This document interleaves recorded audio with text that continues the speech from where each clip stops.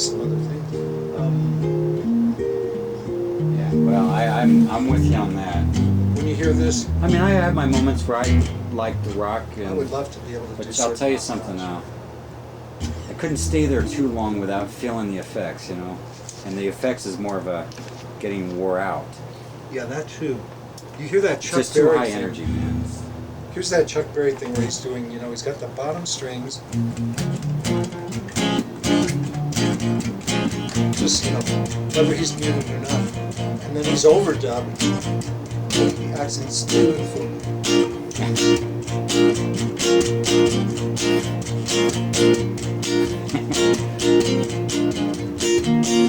And that's kind of got great counterpoint excitement rhythmically, and you think, how did this guy come up with all this stuff? And then, is there anything more the core of rock and roll than that? I can't find it. Anything that's more the core than straight A's. It seems like this is the core of the rhythm of rock.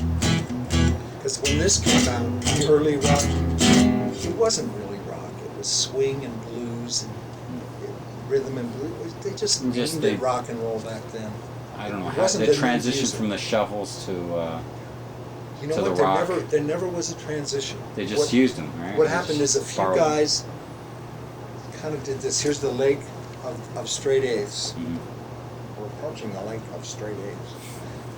A guy like Little Richard just dipped a toe in there and wrote Lucille. Lucille had this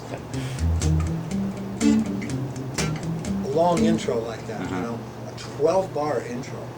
12-bar intro. Long intro. Maybe 24-bar. I'd have to go back and listen. Let's see. So finally, after you're just hungry to hear some vocal, because it's Little Richard, he's on stage. Do you remember how he starts that song? Did you ever hear Lucille? Lucille. Yeah. Lucille. So here's what we found out. Little Richard mainly wrote one song, except for this straight A's exception. It's incredible.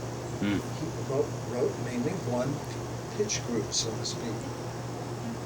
He goes, keep on knocking loose again to me. Good God, the best my Jenny, won't you? It's Saturday night and it just got paid. No. Let's see. I'm ready, Jenny. Let's see. What was this first? Long tall savage.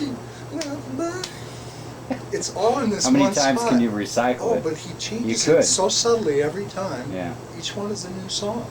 But I had no clue that they were all really part of the same, fairly similar one song thing. Pretty amazing. I knew Jimmy Reed had done a lot of similar things, he said euphemistically. But I didn't know that Richard had. Jesus Christ, it was really a shock. Jimmy Reed's the guy that played Chicago Blues. The guy on the low strings is named Eddie Taylor, and Jimmy's up there going. It's blues. It's just blues. Yeah, but there's more to it because Eddie's got these seminal figures. Like Eddie plays. So you put that over together there. and you go under. Whoa. And it sounds cool with both together. You go, what is all that stuff? When you're a kid, you don't know what it is. You just, unless you're an observant child or a young person or a person that doesn't analyze music, you feel that counterpoint. You really feel it at some level. And they're tuned down sometimes, so you're getting it in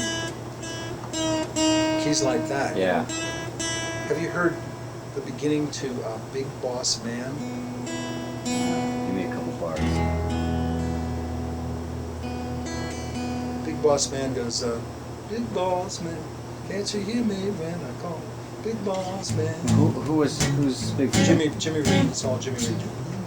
So this isn't shuffle. This is his other fill. Almost like what's that song? Memphis, Tennessee feel. Long distance in remember that whole thing? If you speed it up on.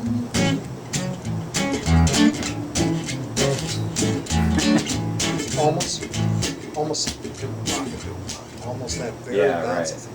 So here's Jimmy Reed going with Eddie Taylor. They're playing octaves and sixths somehow. They're going.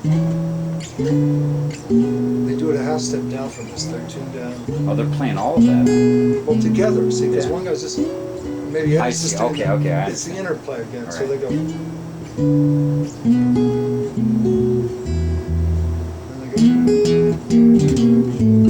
Jeez. I'm giving a rough approximation. Yeah, I of it, understand but though the idea. It's cool. I mean, it really is cool.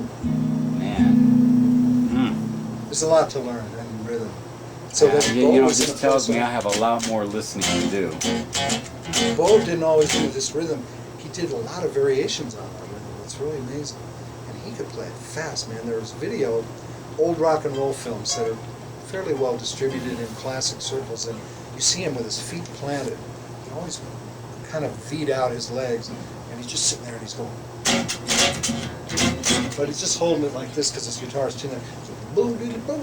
It's And open the maraca tuning? guy is boom, chum, Kind of like some open tuning or something? yeah, it's tuned to the, I wonder what key it was, but he had the tremolo on the fast speed on the amp, and the old tremolo amps were so great. So he'd go, just sliding the one finger, right?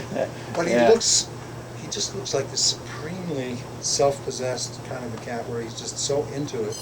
Without, I mean, he doesn't feel bad about it. Uh-huh. Then I when think he you s- have to a certain stage presence and so on. Here's yeah. the kicker. Then you Yeah. see Buddy Holly on the Ed Sullivan Show.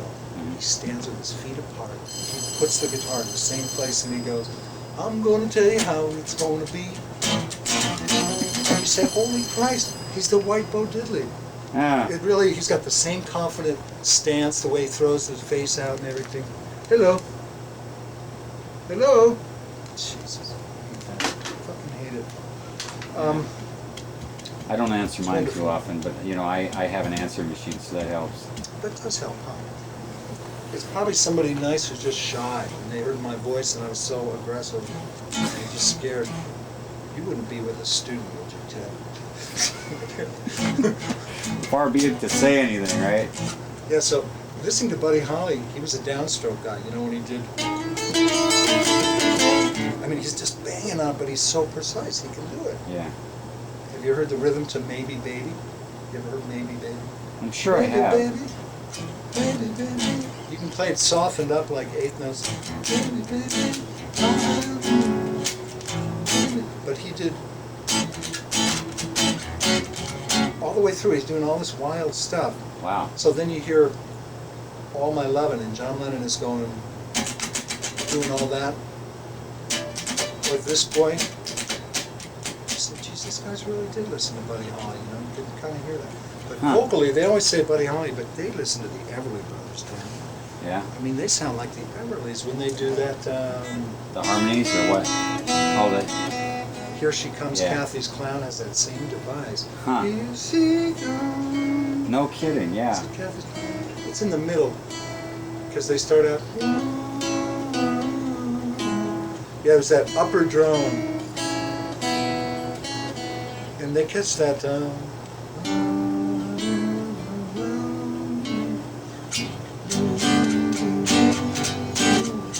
Remember that song? Yeah. No kidding. And that was Smokey and the Miracles, and unknowingly Smokey and the Miracles were doing the Everly Brothers.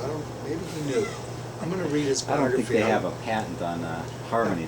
Smokey is an interesting guy, because I got the feeling like he's a completely low-key, open-minded individual. And so it's not impossible that when the Everlys came out, even though he was a black kid in the Detroit projects, he didn't have a problem with it. He just said, hey, there's some great white music out there. What can I tell you guys? Listen to these two kids, you know?